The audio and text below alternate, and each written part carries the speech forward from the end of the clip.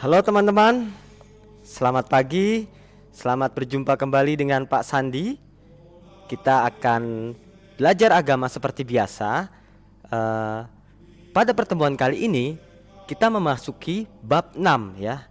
Bab 6 dengan tema gereja sebagai paguyuban orang beriman ya. Tapi sebelum itu kita mulai kegiatan pembelajaran kita pada hari ini ya dengan berdoa. Kita siapkan sikap kita teman-teman. Marilah berdoa. Dalam nama Bapa, Putra, dan Roh Kudus. Allah Bapa yang Maha Kuasa, kami bersyukur karena hari ini Engkau memberkati kami untuk mengikuti pelajaran. Kiranya lewat pelajaran ini kami semakin mengenal karya-Mu dalam gereja kami, sehingga kami mampu mewartakan kerajaan Allah seturut dengan apa yang kami imani dan kami ketahui. Terpujilah nama-Mu demi Kristus Tuhan dan pengantara kami. Dalam nama Bapa, Putra, dan Roh Kudus. Amin. Sekali lagi Pak Sandi ucapkan selamat pagi untuk teman-teman semua.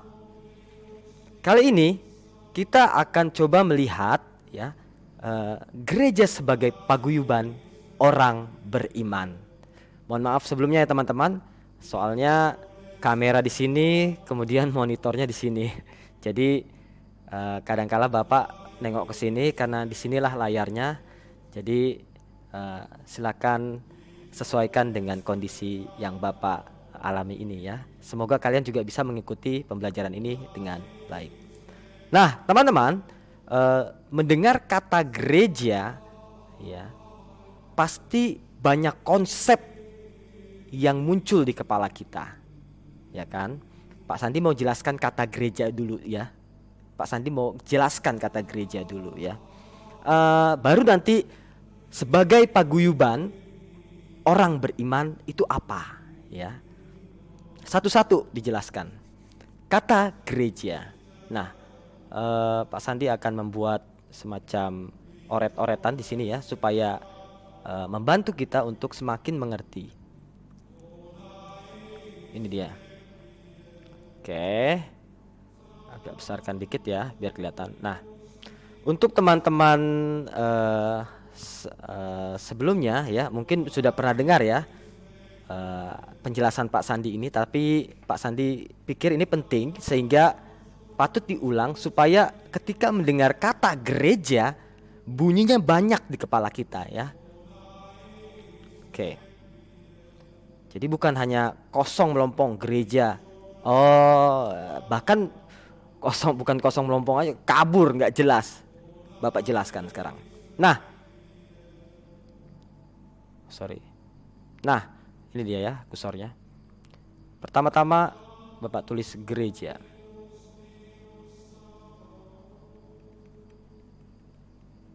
Nah, bukan geseja ya, tapi gereja ya. Oke, sabar. Nah, mendengar kata gereja haruslah ada dua hal yang muncul di kepala kita pertama-tama ya. Ada dua hal.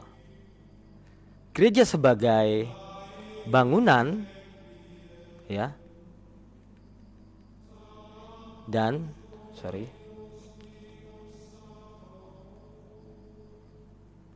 gereja sebagai bangunan dan gereja sebagai umat Allah. Nah,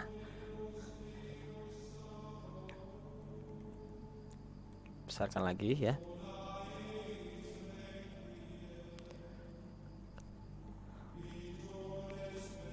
Kalau gereja sebagai bangunan teman-teman itu jatuhnya ke rumah ibadah ya. Rumah ibadah. Sementara gereja sebagai umat Allah itu pemahamannya begitu dalam ya. Dalam, Bapak tulis saja dalam. Nah, Dua konsep inilah yang harus muncul di kepala kita ketika mendengar kata gereja, sehingga ketika ada orang berbicara dengan menggunakan kata ini, langsung terpetakan di kepala kita. Ini ngomongin gereja yang mana nih? Ngomongin gereja apa ini? Harus itu pertama-tama terpikirkan di kepala kita, teman-teman. Oke, gereja sebagai rumah ibadah itu biasanya dilambangkan dengan huruf G besar ya kalau dalam tulisan. Sementara sorry. Kebalik. Kalau gereja sebagai rumah ibadah itu biasanya dituliskan dengan huruf kecil ya, gereja. Sementara gereja sebagai umat Allah dalam penulisan itu dituliskan dengan huruf besar. Ya, gereja. Nah, begitu teman-teman. Jadi langsung terpetakan ini, gereja sebagai rumah ibadah dan gereja sebagai umat Allah ya. Penjelasannya panjang dan cukup menguras perhatian, jadi teman-teman silakan mengikuti pelan-pelan ya. Pak Sandi juga akan menjelaskannya pelan-pelan. Nah, gereja sebagai bangunan dan gereja sebagai umat Allah.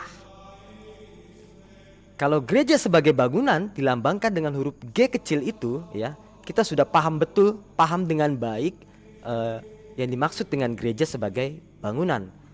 Nah, tetapi kalau gereja sebagai umat Allah, kita harus tarik mundur jauh ke belakang teman-teman ya. Kenapa? Karena kita akan menggali dari akar kata gereja itu sendiri. Nah, gereja sebagai rumah ibadah itu juga mengalami perkembangan ya, sehingga bangunan atau rumah ibadah itu diberikan istilah gereja ya, tapi istilah dasar dari kata gereja itu sendiri adalah umat Allah. Dari mana kata itu berasal? Mari kita bahas.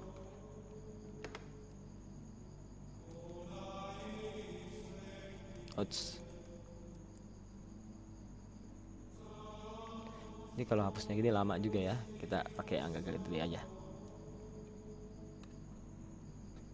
Sorry.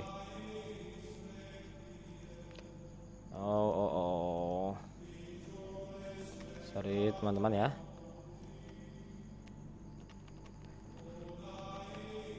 Gini aja deh. Daripada ribet.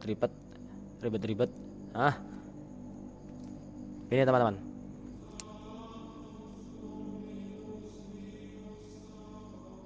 Ya.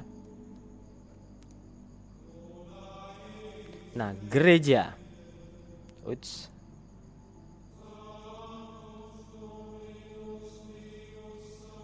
Ketipisan.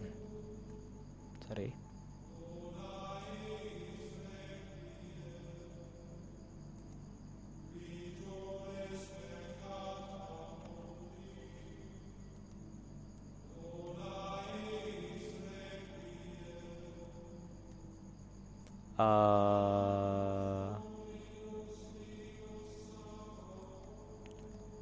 Sabar ya teman-teman.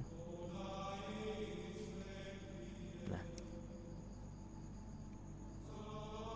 nggak muncul. Oh, warnanya putih. Maaf. Oke ya teman-teman.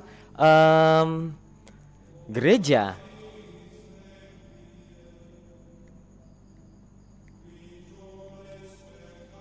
berasal ya dari bahasa Portugis teman-teman. Ya, yaitu igreja ya, igreja ya. Kata Portugis ini sendiri turunan dari bahasa Latin ya, yaitu ecclesia ya. Bahasa Latin itu sendiri teman-teman diturunkan dari bahasa Yunani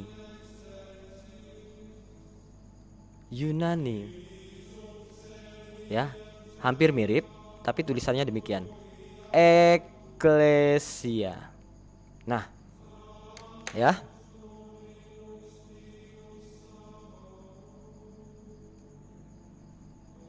seperti itu. Oke. Nah, kata eklesia ini ya adalah gabungan dari dua suku kata Yunani, yaitu ek ya dan kaleo.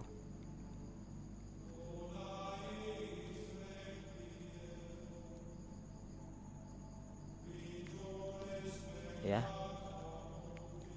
Ek dan kaleo. Ek artinya adalah luar. Ya, luar. Ex ya, mantan, luar, bekas gitu. Ek itu di luar ya. Sementara kaleo panggil kata dasarnya. Nah, luar panggil ya diterjemahkan secara letterlek atau kata per kata menjadi dipanggil dari luar. Ya. Jadi secara harafiah ya, secara terminologi istilahnya gitu, secara akar kata etimologis ya, gereja adalah eklesia, ek dan kaleo, dipanggil dari luar. Nah, dipanggil dari luar maknanya itu seperti apa? Ini dia. Ya.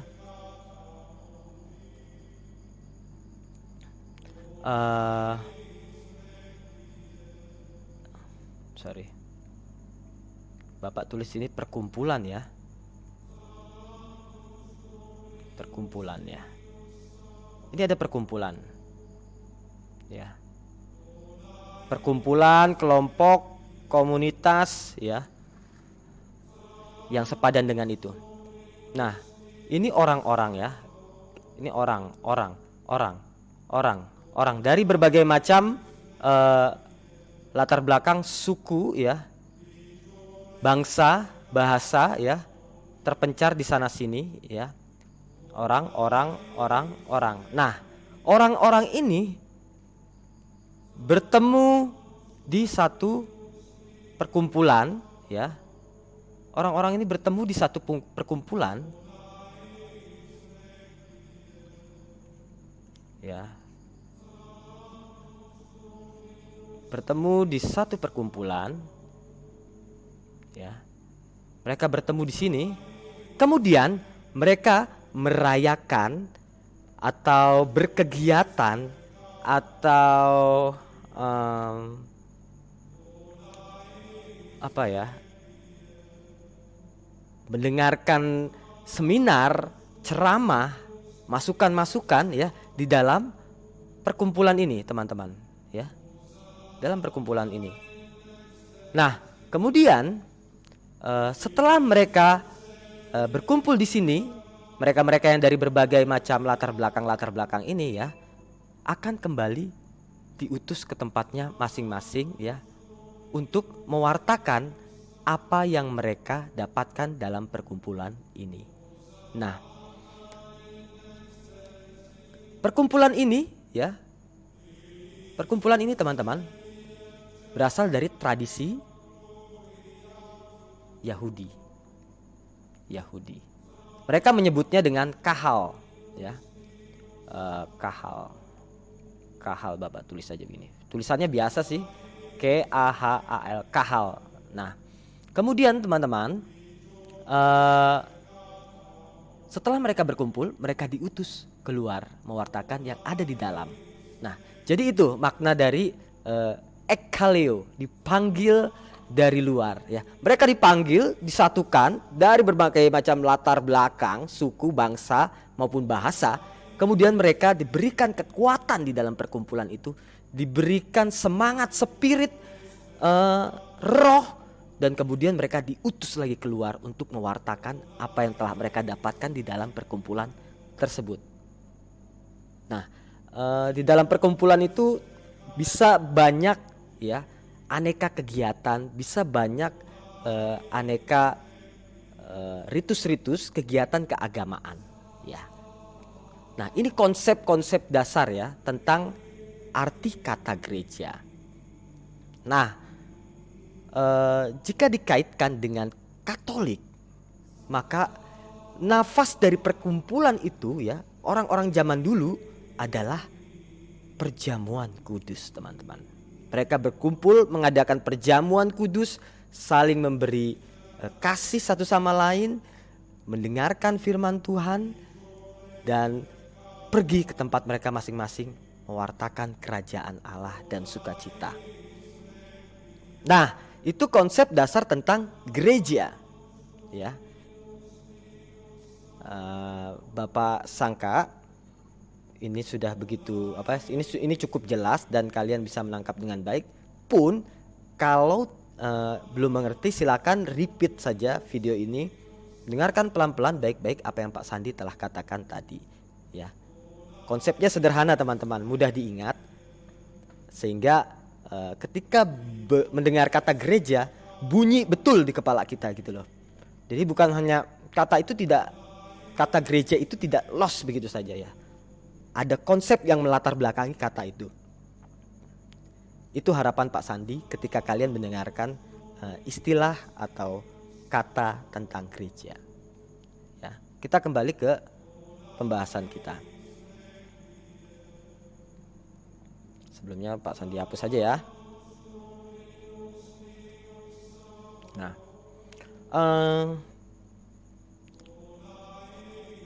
sebagai paguyuban.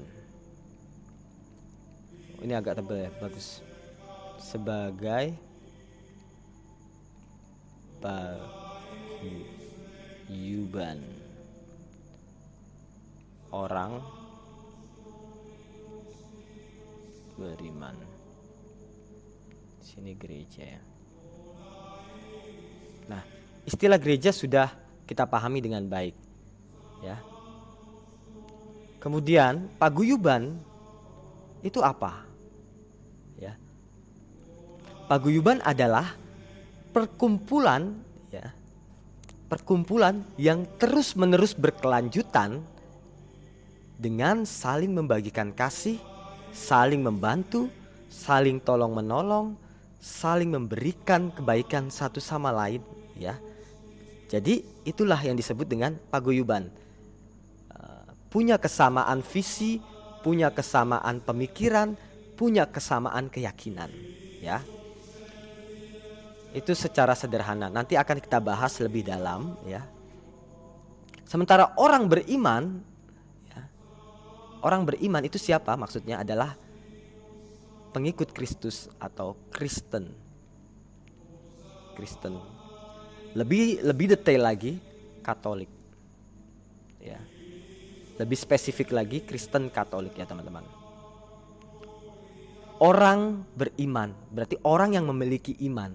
Apa itu iman? Nah, mendengar kata iman, teman-teman, harus juga banyak konsep yang kita pahami ya, betul-betul bunyi di kepala kita. Makanya sebenarnya kalau dari SD Pak Sandi tanamkan pengertian iman secara sederhana begini. Tahap SMP Pak Sandi berikan pemahaman iman yang jauh lebih dalam dan mengakar. Tapi ini kalau tidak salah ingat Pak Sandi sudah pernah Pak Sandi bahas ya. Jadi semoga teman-teman ingat konsep iman itu ya seperti apa. Kalau berbicara tentang iman kaitannya dengan ini dengan itu.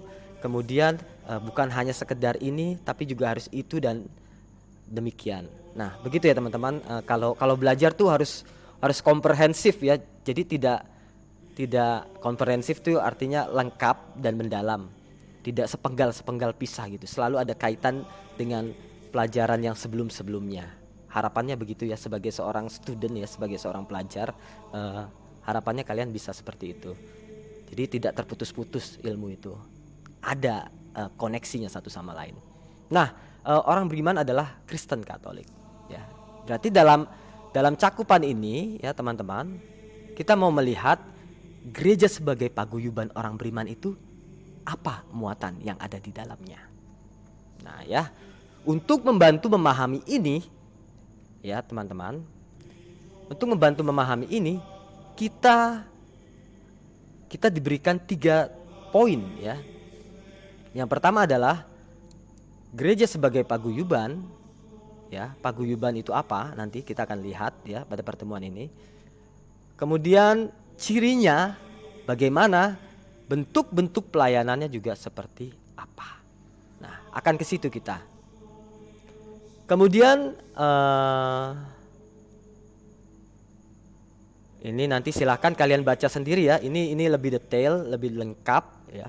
Nanti kalau dalam sisa waktu pembelajaran masih ada, silakan kalian baca lagi dari awal sehingga betul-betul pemahaman tentang gereja sebagai paguyuban kalian kuasai ya.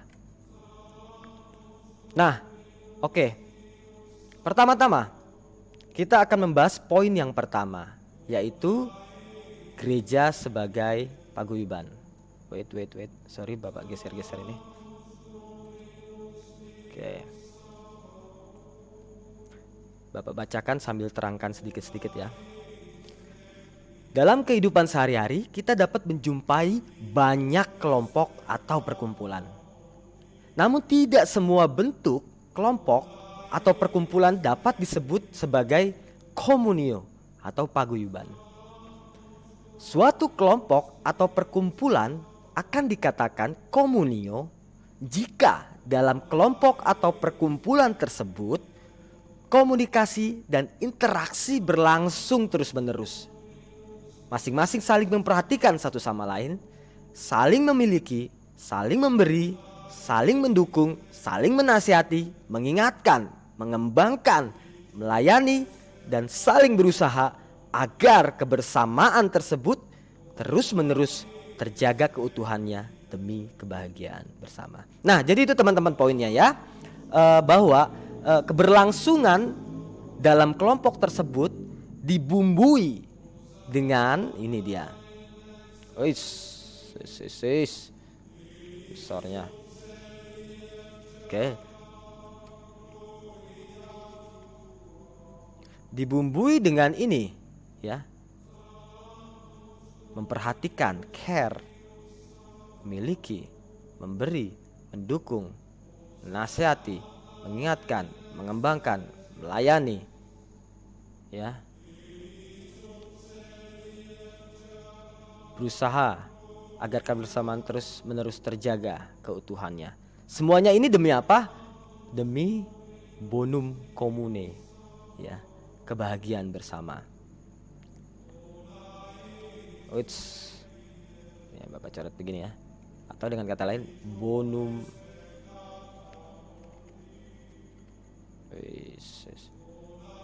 tulisannya biasa, sorry Bapak coret aja. B O N U M C O M M M ya ini. Ini U. Nih, bonum comune ya. Nah, pada bagian ini kalian akan mempelajari bahwa gereja adalah suatu perkumpulan yang disebut sebagai komunio. Apa saja yang ada dalam gereja sebagai komunio? Inilah yang akan kita pelajari. Nah, ini dalam arti gereja sebagai umat Allah ya. Sederhananya gitu sih, sederhananya gitu. Tapi penjelasannya begitu panjang lebar dan semoga teman-teman bisa menguasainya. Kemudian ini teman-teman, sekali lagi Bapak ingatkan bahwa berbicara gereja harus langsung terpetakan kepala kita. Apakah gereja sebagai yang kita bicarakan ini gereja sebagai rumah ibadah atau gereja sebagai umat Allah? Nah, pada kesempatan kali ini kita akan jauh masuk lebih dalam teman-teman, yaitu gereja sebagai umat Allah, khususnya gereja sebagai paguyuban atau komune. Selimpet juga Pak Sandi ini. Komunio ya. Oke. Nah, pertama kita coba pahami ciri perkumpulan yang disebut sebagai komunio atau paguyuban itu apa sih? Nah, pertama-tama kita akan menyimak lagu berikut ya.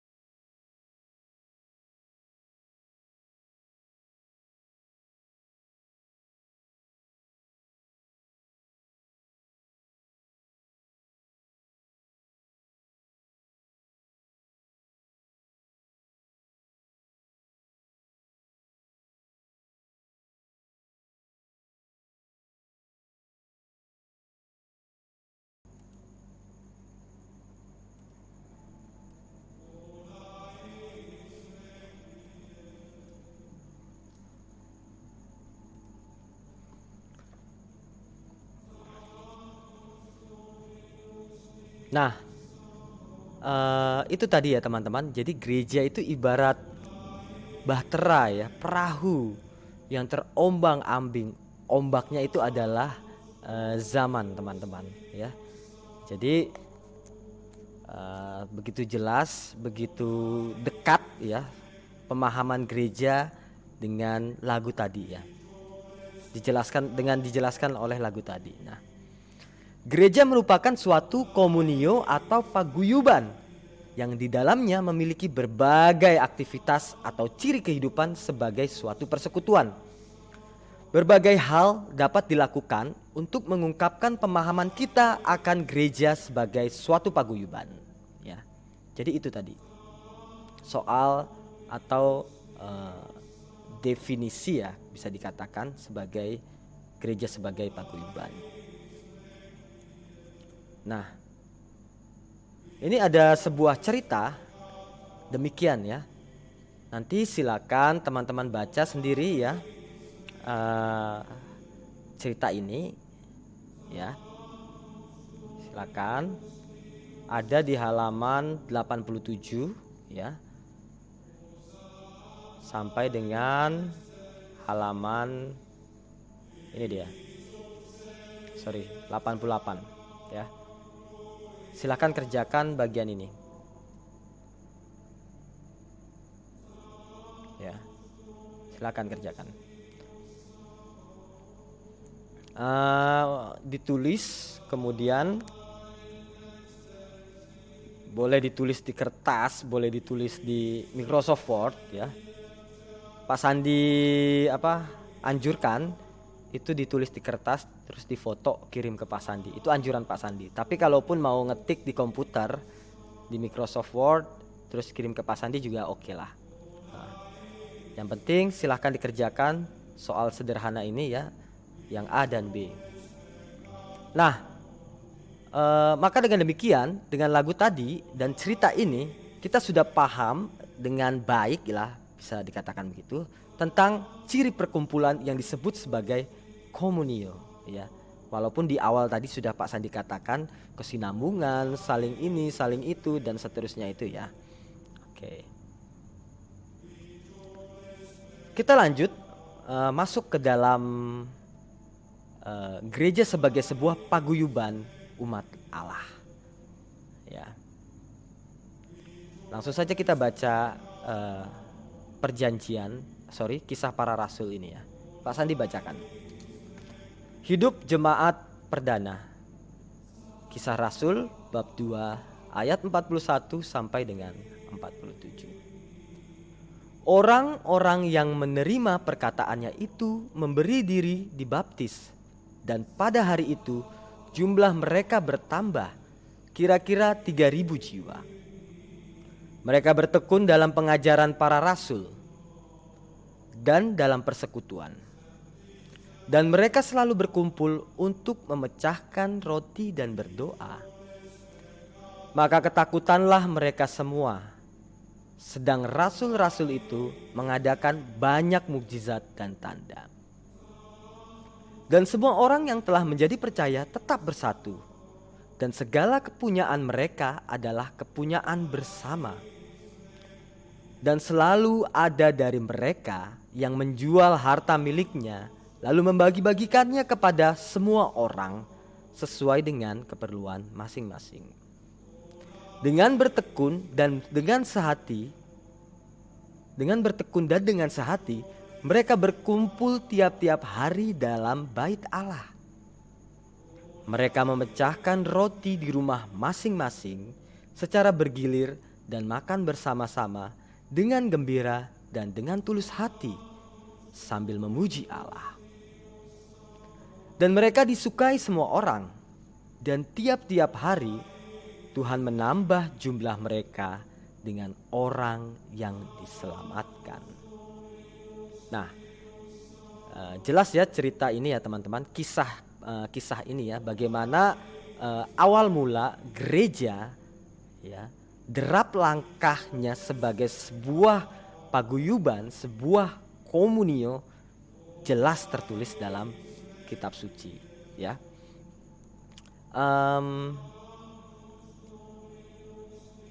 Untuk dipahami ya teman-teman, kecilin dulu videonya Pak Sandi, pindahin sinilah. Oke ya. Nah, untuk dipahami, model orang-orang yang berkumpul untuk membentuk persekutuan atau komunio dapat kita lihat dalam kehidupan para murid Yesus sebagaimana dikisahkan dalam kitab suci tadi ya. Kemudian sebagai suatu paguyuban, gereja memiliki banyak anggota tetapi satu tubuh. Kesatuan tubuh tidak menghapus perbedaan anggota dan tugas. Nah, kalau dikatakan sebagai satu tubuh dengan banyak anggota, ya, bisa dikatakan demikian. Ada tangan, ya kan, ada mata, ada mulut, ada kaki yang punya keunikannya masing-masing dan punya tugasnya masing-masing. Nah, seperti itulah anggota persekutuan atau komunio atau paguyuban, ya. Kemudian anggota gereja dengan berbagai tugas dan peran masing-masing, antara lain klerus, ya, atau hierarki, nanti akan kita bahas, ya. Uskup, imam, dan diakon, ya, memiliki tugas pelayanan rohani dan menguduskan gereja melalui perayaan sakramen. Kaum hidup bakti atau biarawan-biarawati yang terdiri dari tarekat religius dan tarekat sekular, mereka membaktikan diri untuk mewartakan kabar gembira dalam pelayanan pendidikan, medis, rumah-rumah retret, dan lain-lain. Kemudian ada kaum awam yang mengemban tugas perutusan dalam gereja dan dunia sesuai kehendak Allah, yakni mengelola tata dunia dengan nilai Kristiani. Di antara kaum awam ada yang menikah dan ada yang tidak menikah. Nah, ini ya teman-teman, anggota gereja jadi terdiri dari 3 bagian. Ya, sama seperti tubuh yang memiliki banyak anggota, ya. Ada tangan, kaki, dan sebagainya macamnya yang tadi Pak Sandi ceritakan. Nah, ini juga gereja demikian. Dia ada klerus, ya. Ada kaum hidup bakti atau biarawan-biarawati. Itu semacam, kalau kalian pernah dengar OXO, ya, tarekat OXO, lalu tarekat OSC, lalu ada kongregasi MSF. Banyak lah ya kelompok-kelompok religius, ya, kaum hidup bakti itu, ya, banyak. Ada OFM kalau kita pernah dengar. Lalu kaum awam, ya, kaum awam yang mengemban tugas itu tadi, ya, orang yang menikah. Ada yang kaum awam itu kita yang menikah ini atau yang tidak menikah lah, kayak Pak Sandi, ya kan. Sementara yang nomor 1, nomor 2, ya, yaitu klerus dan kaum hidup bakti, itu mereka yang betul-betul secara khusus dan dalam, yang betul-betul hidupnya digunakan untuk membaktikan diri, untuk menguduskan. Itu teman-teman, ya. Demikian penjelasan Pak Sandi, penjelasan singkat, ya, pengantar tentang gereja sebagai paguyuban orang beriman, dan subbabnya atau temanya atau topik pembahasan pada hari ini dengan judul gereja sebagai paguyuban orang beriman. Selamat belajar teman-teman, semoga kita semakin memahami bahwa kita adalah bagian dari gereja sebagai komunio. Dengan kesadaran ini, semoga kita betul-betul semakin ini, ya teman-teman, semakin terlibat, semakin aktif dalam kegiatan menggereja. Jadi bukan sekedar ke gereja, kita anggota gereja itu bukan sekedar datang ke gereja terus pulang. Tidak sebatas itu teman-teman. Tidak sebatas itu. Kita punya hak dan tanggung jawab, hak dan kewajiban, ya, sebagai umat beriman, ya. Hakku apa dan kewajibanku apa sebagai orang beriman, itu sudah kita pahami kemarin-kemarin. Atau pelan-pelan lah kita akan mulai memahami hak dan kewajiban kita sebagai orang beriman. Semakin memahami, maka akan semakin bertanggung jawab terhadap apa yang kita imani dan kita yakini. Sehingga iman kita betul-betul kaya akan pengetahuan, iman kita betul-betul kokoh dan mengakar, begitu teman-teman. Sehingga juga kita layak untuk mewartakan kerajaan Allah yang begitu menggembirakan kepada saudara-saudara yang ada di sekitar kita.